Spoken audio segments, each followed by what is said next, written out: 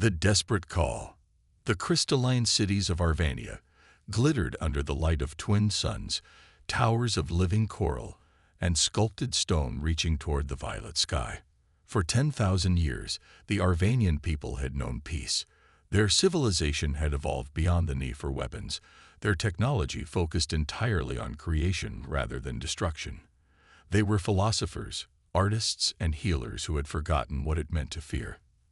That changed the day the Krell emerged from the dark space beyond their system. High Counselor Ilara stood on the observation deck of the central spire, her forearms trembling as she watched the approaching fleet through the magnification field. The ships resembled obsidian daggers, cutting through space with malevolent purpose. Behind her, the Council of Elders waited in terrified silence. "How many?" she finally asked, her melodic voice breaking.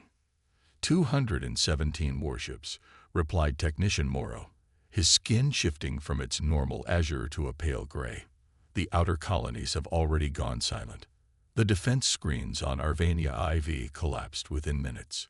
Ilara closed her six eyes briefly, and our own defenses. The silence that followed was answer enough.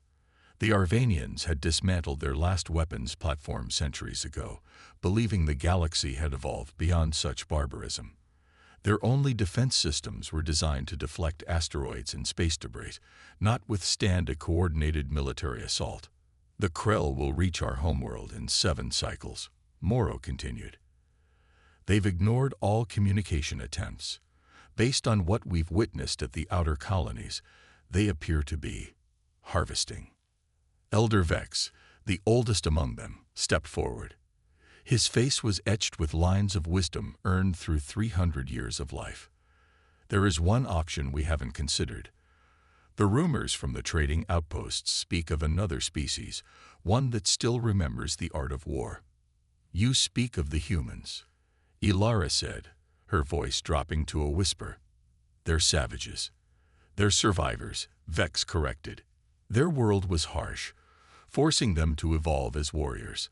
The traders say their planet called Earth exists in constant conflict, yet they've somehow managed to spread across dozens of star systems." Ilara turned back to the viewport, watching the approaching doom. "We've always avoided contact with primitive warlike species. Are we truly that desperate?"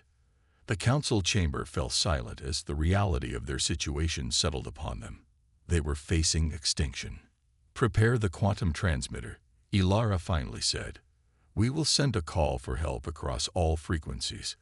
If these humans truly exist, perhaps they'll hear us." The message was simple: to the people of Earth. "We are the Arvanians. Our civilization faces annihilation by the Krell fleet. We have no weapons, no defenses. We offer knowledge, resources, and eternal friendship in exchange for your aid.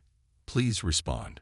For 3 agonizing days, they waited, watching as the outer planets of their system were systematically stripped of resources, their small populations extinguished. Hope dwindled with each passing hour. The Krell continued their advance, methodical and unstoppable. On the 4th day, as the Council prepared evacuation plans that everyone knew were futile, the quantum receiver activated. The message was short: "Signal received. Coordinates confirmed. Hold position. Earth responds." Relief swept through the council chamber, followed quickly by uncertainty. What would these humans demand in return? What kind of saviors would they be?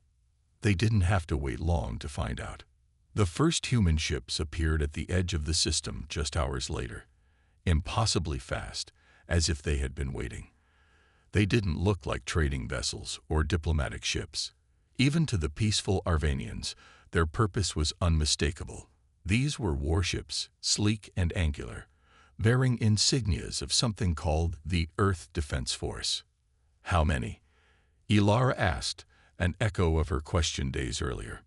"Just 3, Morrow replied, confusion evident in his voice. 3 ships against the Krell fleet.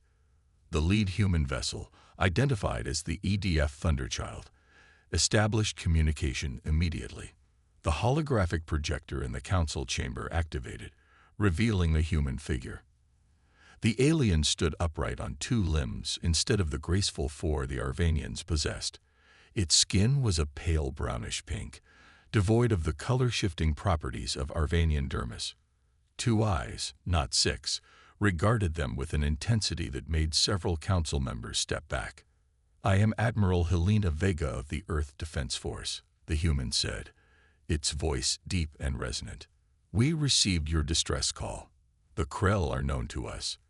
They've attacked human colonies in the past." Ilara stepped forward. "We are grateful for your response, Admiral. But I fear there has been a misunderstanding. The Krell fleet numbers over 200 vessels. You have brought only 3. Something shifted in the human's expression, a slight movement of facial muscles that the Arvanians couldn't interpret. "3 is sufficient," Admiral Vega said. "We request permission to establish a ground base on your planet. We'll need to deploy our defense systems." The Council exchanged confused glances. What defense could 3 ships possibly offer against such overwhelming odds? "Of course," Ilara agreed. "We'll prepare landing coordinates for your vessels." "Not for our ships," Vega corrected. "For our troops and equipment. The Thunderchild and her sister ships will engage the Krell directly." Silence fell over the council chamber. The concept seemed suicidal, incomprehensible. "Admiral," Ilara said carefully, "your bravery is commendable. But—" "High Counselor," Vega interrupted, "we understand your concern. You called for help, and we've come.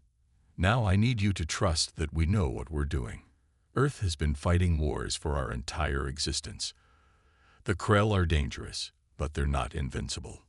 Hours later, the Arvanians watched in stunned silence as massive dropships descended from the human vessels, landing in the crystal fields outside the capital city. What emerged from these ships defied Arvanian understanding. Mechanical walkers, armored vehicles, and soldiers in powered exoskeletons poured onto Arvanian soil. Weapon emplacements were quickly established, creating a perimeter around the capital.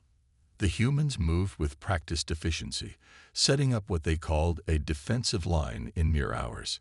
From his observation post, Technician Morrow studied the humans with growing alarm. They're bred for war," he whispered to Ilara. "Look at how they move, their physical structure. They're predators." Ilara couldn't disagree. Where Arvanians were tall and graceful, with delicate limbs and flexible joints, these humans were compact, muscular, and seemed designed for physical confrontation. They carried their weapons not as tools, but as extensions of themselves. "What have we invited to our world?" she murmured. Admiral Vega established a command center in the central spire, bringing with her a team of officers and what she called tactical specialists. The holographic displays they set up showed the approaching Krell fleet and the 3 human ships moving to intercept. "Your vessels will be destroyed," Elder Vex said, unable to contain his concern. "That's unlikely," one of the human officers replied, not looking up from his display. "The Thunderchild-class destroyers are equipped with phase shields and kinetic cannons. We've dealt with Krell before." Ilara watched the screens as the human ships accelerated toward the Krell fleet. "What can 3 ships possibly?" Her words died as the space between the fleets suddenly lit up with energy discharges unlike anything the Arvanians had ever witnessed.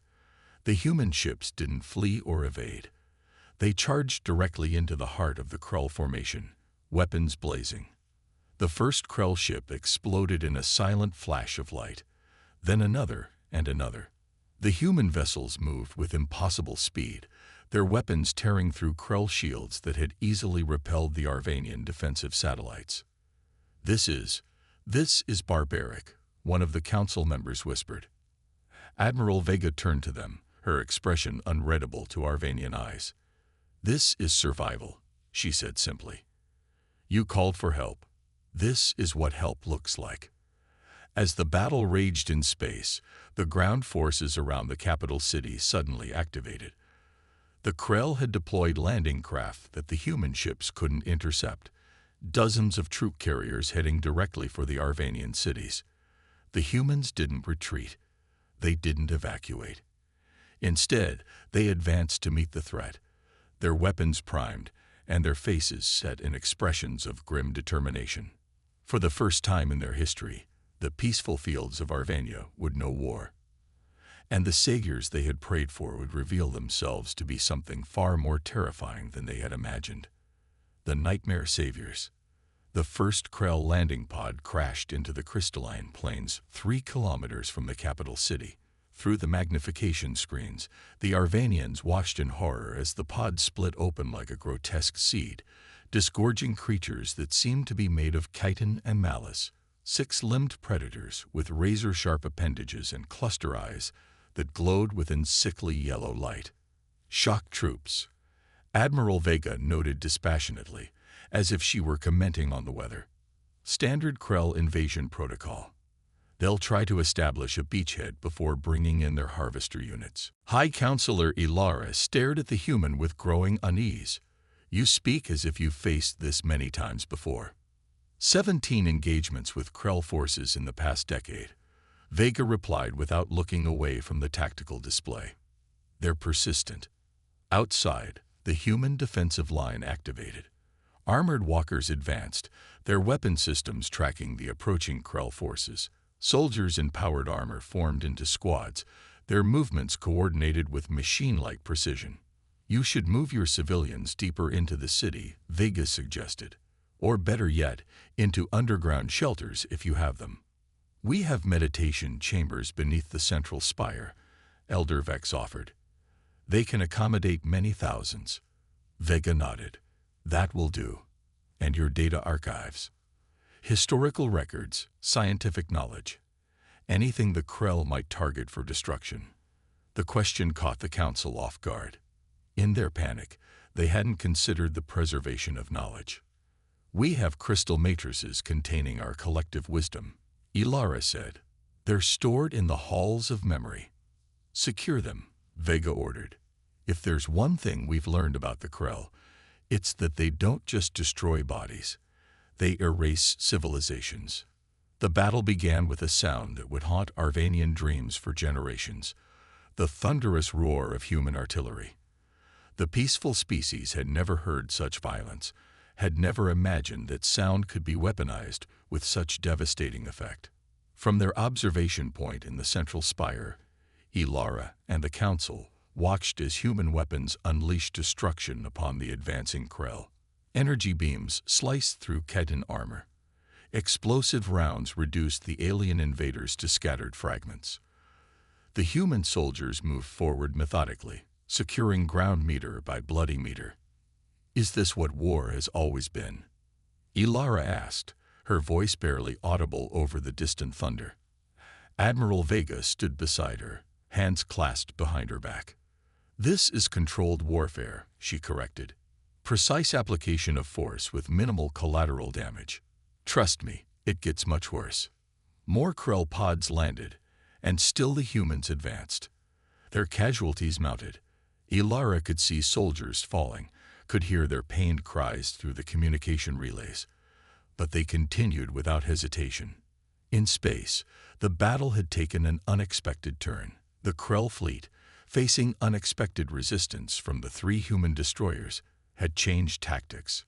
Rather than continuing a frontal assault, they were attempting to surround the human vessels. Admiral, a human officer called out. The Krell mothership is deploying swarm units. The Thunderchild reports shields at 60%. Vega's expression remained unchanged. Deploy the Nano-VA packages. The officer hesitated for just a moment before acknowledging the order. On the tactical display, small objects detached from the human destroyers, accelerating toward the heart of the Krell fleet. Seconds later, the display went white as enormous explosions bloomed in space. What weapons are those? Elder Vex asked, his voice trembling. Nuclear option for void attrition, Vega replied. Nano-VA, for short. Targeted fusion explosives designed to disrupt Krell hive mind connections. The Council stared at her in horror. Nuclear weapons had been theoretical concepts to the Arvanians, nightmarish hypotheticals from their earliest history before they had embraced peace. You've brought planet killers to our system, Ilara whispered. "We've brought victory," Vega corrected. "The NOVAs are precision weapons, High Counselor. The radiation burns out Krell neural networks without causing significant collateral damage." On the ground, the battle was intensifying. The Krell had deployed their larger units, chitinous behemoths that towered over even the human walkers. These creatures advanced relentlessly, absorbing shocking amounts of firepower without falling. The humans, faced with these monstrosities, simply adapted. Dropships descended from orbit, delivering new weapons. Massive rail guns that required multiple operators and exoskeleton-enhanced soldiers to control. When these weapons fired, the very air seemed to part before them. The Krell behemoths, nearly invincible moments before, were torn apart by hypersonic projectiles. "We're winning," Morrow observed with disbelief as the tactical displays showed Krell forces in retreat across all fronts. "Of course we are," a human officer replied matter-of-factly. "The Krell had never faced human forces before. They don't understand what they're dealing with." 3 days after the humans arrived, it was over. The Krell fleet had been reduced to scattered debris floating in Arvanian orbit. The ground forces had been eliminated to the last creature. Not a single Krell had escaped to carry warning back to their civilization. Victory had come at a cost. Nearly 200 human soldiers had died in the defense of Arvania. Their bodies were being prepared for return to Earth with solemn ceremony. The Arvanian capital had suffered damage, not from Krell weapons, but from the sheer destructive force of human defenses. And yet, impossibly, they had survived. The Krell had been defeated. Arvania would continue. Admiral Vega stood before the council, her uniform now adorned with the symbols of victory. Medals and ribbons that the Arvanians couldn't interpret but understood represented honor among her kind. "The immediate threat has been eliminated," she announced formally. "Earth Defense Force will maintain a presence in your system to prevent any further Krell incursions." "Maintain a presence," Ilara repeated. "For how long?" "Indefinitely," Vega replied. "The Krell have long memories and longer reach. They'll be back eventually. When they do, you'll need protection." The council exchanged uncomfortable glances. The humans had saved them, yes, but the thought of these warriors establishing a permanent base in their peaceful system was unsettling. "We are grateful for your assistance," Elder Vex said carefully. "But now that the danger has passed, perhaps a different arrangement." "This isn't negotiable," Vega interrupted, her tone remaining professional but taking on a harder edge. "Earth Defense Protocol requires sustainable security measures following first contact intervention. We'll establish a minimal presence, a single base with a rotating garrison. You'll hardly notice we're here." The Arvanians had no choice but to agree. After all, what alternative did they have? Refuse the protection of the only species that had proven capable of defeating the Krell. In the weeks that followed, the humans were true to their word. They constructed a single base on Arvania's smaller moon, away from population centers. Their ships patrolled the system's edge, watchful for any sign of returning invaders. Slowly, reluctantly, the Arvanians began to accept the human presence. Trade relations were established. Cultural exchanges were initiated, though these were often awkward affairs. How does a species that has known only peace for 10,000 years relate to one that seems designed for war? 6 months after the battle, Ilara visited the human base. Admiral Vega had returned to Earth, replaced by a Commander Rice who seemed more diplomatically inclined. He gave her a tour of the facility, showing her training areas, command centers, and defense systems. "I still don't understand," Ilara said as they watched human soldiers practicing combat maneuvers in a large chamber. "Why did you answer our call? What do you gain from protecting us?" Commander Reyes considered her question for a moment. "Humanity spent most of its history fighting itself," he finally said. "Tribe against tribe, nation against nation. We nearly destroyed ourselves many times. When we finally reached the stars, we carried those scars with us." They walked to a viewport that offered a stunning view of Arvania below, its crystal cities glittering like jewels set in azure oceans. We found a galaxy full of life, Rice continued, but we also found threats like the Krell, species that view others only as resources to be harvested or territories to be claimed. We realized that our bloody history had prepared us for something we never expected. To be warriors for those who cannot fight, Ilara finished for him. Rice nodded. Your people called for help. We answered because we could, because someone needed to. Because if we don't stand against the darkness, who will? Ilara looked down at her homeworld, preserved by the nightmare saviors from Earth. The humans were terrifying in their capacity for violence, yes, but perhaps that very quality was what the peaceful species of the galaxy needed most. You prayed for heroes, Rice said quietly, following her gaze. Instead, you got us. I'm sorry if that's not what you wanted. Ilara turned to him, her 6 eyes meeting his 2. No, she said. You're exactly what we needed. We just didn't know what need truly meant. As she returned to her planet that day, Ilara couldn't help but wonder what the future held for this strange alliance between her people and the humans. They had called for saviors and received warriors. They had sought salvation and found protection through destruction. The universe, it seemed, had a cruel sense of irony. But perhaps, she thought, watching the human patrol ships standing guard over her world, perhaps that was simply the way of things. Peace required defenders. Light needed shadow. And sometimes, the heroes you needed weren't the ones you expected, but the ones shaped by fire and forged in darkness. The nightmare saviors from Earth had come. And the galaxy would never be the same.